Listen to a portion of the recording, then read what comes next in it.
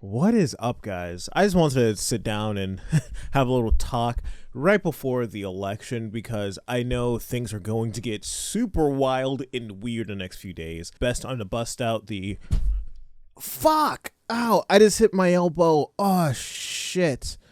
I was trying to show you my man bun, but fuck, even God was like, don't do that shit, dude.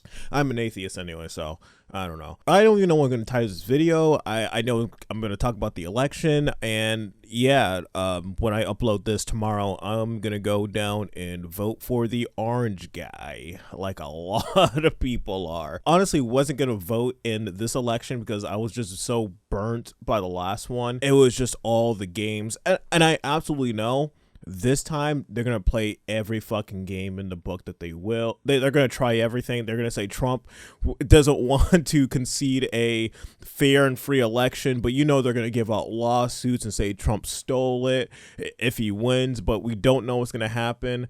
But they're already playing the game of, yeah, we're gonna take like 3 months to read all of our ballots.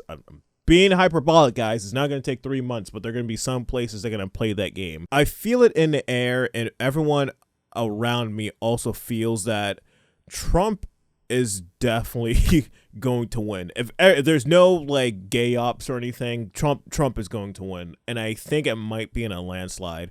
It is so bizarre and wild that me, who voted for him 4 years ago and was against all the BLM rioting, and I have sisters who were all about the whole Black Lives Matter, George Floyd shit. I had 2 of them literally tell me like a week apart that they're both voting for Trump, which I thought were absolutely just wild. And we're just living in unprecedented times. Now, I myself am a libertarian. I have been reading a lot of like anarchist and economist type of work and trying to understand the whole world of politics and economics and how that one affects the other. I just got really sick and annoyed of politics because all you're doing is rob Peter to pay Paul, and that's essentially what politics is in a nutshell. If you want to go out and try to find some things, please read Anatomy of the State or just listen to some Walter E. Williams and Milton Friedman. There's so many free and awesome works to go out there and find yourself and try to understand economics. But we have gotten to this point where me, myself, and many other libertarians like Dave Smith, I'm not really a huge fan on him. I do love his philosophy. I do see him on other shows like Tim Pool, and I haven't seen him on Kill Tony yet, but he is also voting for Trump. And there's some people who are in this libertarian, there are also leftists who are coming together and being like, yeah, Trump is the best bet for America's future.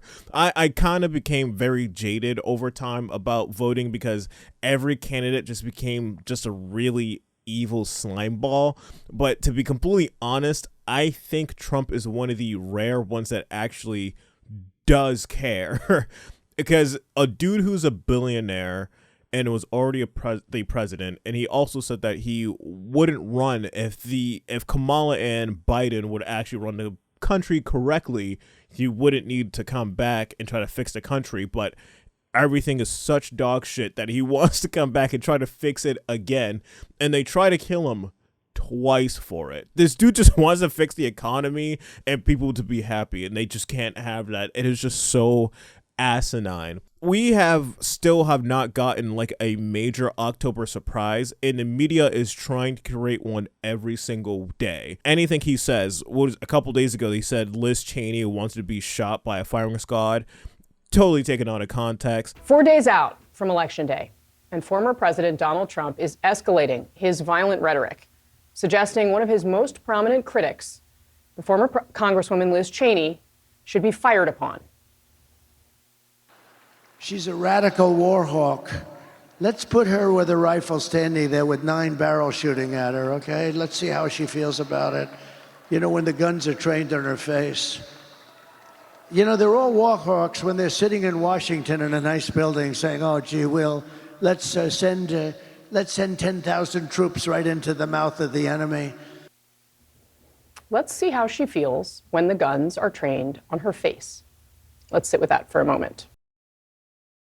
Weird for you to see Liz Cheney, that'd be Dick Cheney's repulsive little daughter, running against you with Kamala Harris? Well, I think it hurts Kamala a lot, actually. Look, she's a deranged person. She always wanted to go to war with people. I don't want to go to war. She wanted to stay in Syria. I took them out. She wanted to stay in Iraq. I took them out. I mean, if it were up to her, we'd be in 50 different countries. I don't blame him for sticking with his daughter, but his daughter's a very dumb individual, very dumb. She's a radical war hawk. Let's put her with a rifle standing there with 9 barrels shooting at her, okay? Let's see how she feels about it. You know, when the guns are trained on her face. You know, they're all war hawks when they're sitting in Washington in a nice building saying, oh, gee, let's send 10,000 troops right into the mouth of the enemy. But she's a stupid person. And I used to I'd have meetings with a lot of people, and she always wanted to go to war with people. Tony Hinchcliffe making a joke about Puerto Rico, and that somehow becomes Trump making fun of all Latinos, didn't happen. And it just, they keep doing it over and over and over again, and people are just seeing through the bullshit every single time. And I think it mostly has to do with economics, and not just with like a financial standpoint.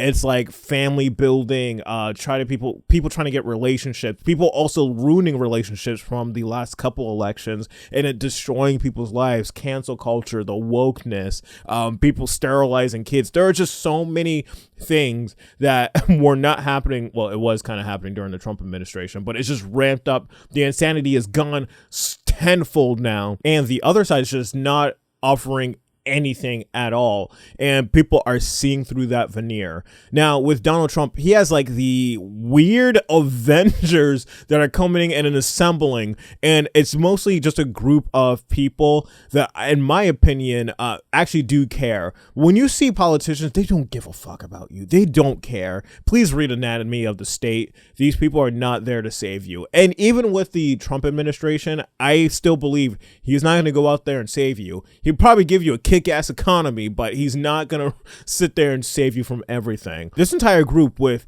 Tulsi Gabbard, Kennedy, Vivek, now I think Rand Paul, I believe Rand Paul, not Ron, yeah, Rand is also joined the group. So it is just these people who actually care about the country and want to fix these different problems that a lot of people have, and it's really cool to see it. And they also came by and funded their entire cabinet privately. Whatever these guys, is it a cabinet? I believe that's his cabinet. I don't know. I'm not all up on the political lingo, but yeah, it has really just been economics and basic things like that. And it's just so weird to see Trump, who's been a billionaire or just rich for his entire life, be such a down-to-earth normal guy. Him being at McDonald's, him driving around in a garbage truck, and he's just really, really chill. Him being on Joe Rogan really blew him up, and it just exposed him to a lot of regular people who probably never really sat down and listened to him in the past, like, 9 years he's been like in the political sphere. And the same thing with JD Vance. I've seen him in videos, and I've seen him on a debate stage, and I thought he did like really, really well against Tim Walz, but he kind of just seemed really bland and boring and forgettable. Seeing him on Joe Rogan, he is actually a really chill fucking guy. If you sat next to him, you wouldn't think he was a politician. He's just a really down-to-earth person. But yeah, it is just this eclectic group that wants to fix normal people's problems, which I think people were looking for many, many, many years. But the other side, they don't give a shit about you. They really don't care. What do they have to offer? Stealing money from you, giving it to people who don't deserve it, having more people flooding to the country, skipping the line, and also giving that money that you work for and giving it to them. And you'll be able to kill your kid federally. That is the only, that's like the three things from the top of my head I can think of. And can you dispute it? Because all they do is talk about abortion. She's gonna give out $25,000 for like a house credit and shit like that, which is come from where? Me and other people. It's going to come from taxes. So all it is just stealing money from people and abortion. That's the two things. The one thing that they cannot avoid is that these people are just insane cringe. Got the famous Oh my goodness, I haven't seen that This one. is the werewolf that is ripping off his shirt. It's like this student contest here in Michigan. I'm glad to see that. Now you see it. I know, I've seen it. They're not relatable. Nobody likes them. They can't make a joke.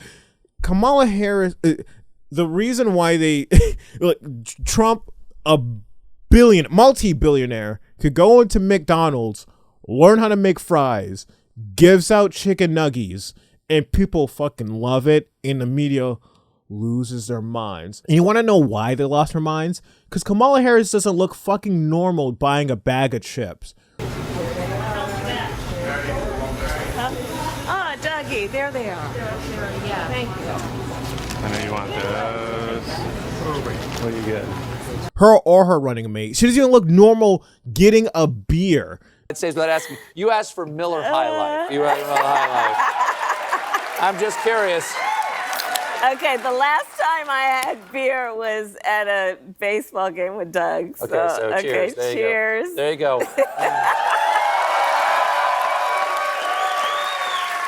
Ooh. That tastes like the beautiful city of Milwaukee, The Wisconsin. champagne of beers. There you go. They're just so goddamn weird. Oh, no one likes them.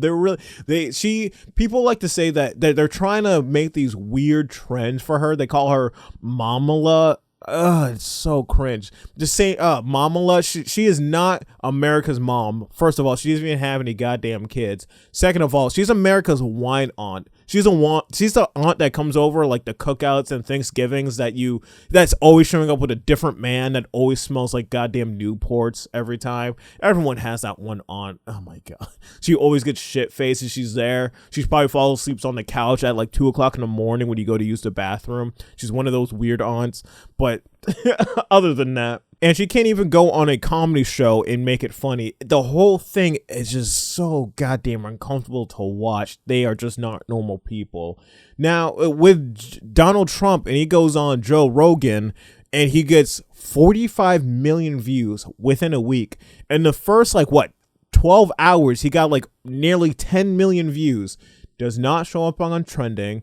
And some people also had problems trying to find the video. I know there was a thing where Joe Rogan had it unlisted because he wanted to match the times with Spotify. But no, people literally could not find the video once it was up. They're trying so hard to suppress all of this stuff. The thing with the FCC and Saturday Night Live. They're just playing all these weird games.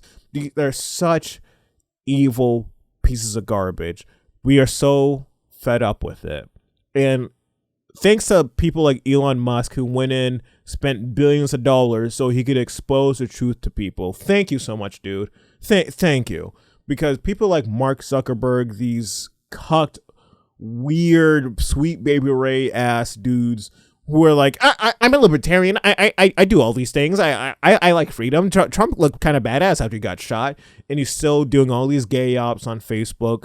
Every time I go on that website, it's dead. It's full of ads. Half of them are a bunch of woke gay shit that I don't even know why that's showing up. My cookies would not even allow that. I can hear and watch the reception of certain television shows and movies, and people are like, yeah, it's woke, it's garbage. No one likes it. It's terrible. It has really bad reviews. Go on Facebook. I am in the different realm. As Agatha all along is the best goddamn show since Breaking Bad. The Acolyte had the highest viewership. It is absolutely. Please do not use Facebook nor Instagram. They are awful sites. And are there people out there that uses Threads? Because I constantly get Threads in my Instagram, and I am just not willing to download that thing because I just look like a cesspool of retardation. People are just so fed up. They are sick of the bullshit. And I hope that is reflected in tomorrow's election. And I believe Donald Trump, he needs to win the popular vote to show all these fucking freaks that we're done. We're sick of it. Shut up. Stop. You can't even define what democracy is. We are not a democracy. We're a constitutional republic. God damn it. Please open a book. Stop. Do your research. My God, Thanksgiving is gonna be so fun.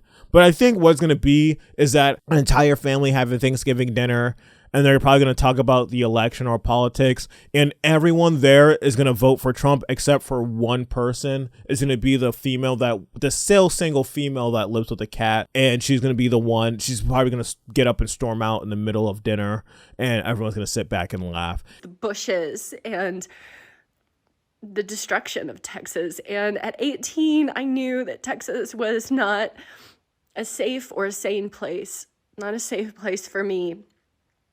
And I left, and I've been really feeling all of my family, my extended family, my brother, who I've completely lost to the right wing. And I've really been feeling this the past couple of days, just the intense pain of losing people, never talking to them again your whole life because they don't believe that you deserve to exist. They are hateful, racist, self-righteous, and it's not worth having a relationship with them. It is just so wild, the times that we're in. Guys, we had to go out and vote. It kind of makes you cringe a little bit because I think voting, it just really enables a lot of stupid people to go in and ruin a lot of lives, because a lot of people go in and they just circle names that they don't know who or what is on there. They just see D or R. It goes for both sides. They go in and they just circle D or R, and they just walk out and have no idea what they just did. And they go, why is my groceries like another $30? And oh man, but this is the best system that we have so far. So we have to go out there and just vote as hard as we can. That sounded really gay. We need to go out there and just vote, and we need to go and swamp it.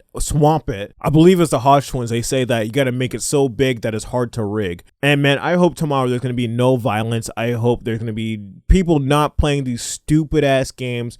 I just wanted the election to go on and be over with, and we know who our president is. At the end of the day or the next day, we should all know who the leader of the country is. Not this whole entire election week. This stupid. They're gonna play as many games as they can, man. They did it last time. You don't think they're gonna do it again? The enthusiasm for Trump is so high. They're gonna play every single game in the book. Even though Kamala Harris is like, it's a free and fair election, and we shouldn't have people contesting it. And if Trump wins like immediately, like in a landslide, they're not going to contest it. It's going to take a long time. They're going to do all these different lawsuits and say January 6th, and that's why he's ineligible. We already know, guys. We already know what's going to happen. But yeah, guys, that's all from me. I hope you guys had a great one. Please go out there and vote tomorrow, and I'll see you guys next time. Peace.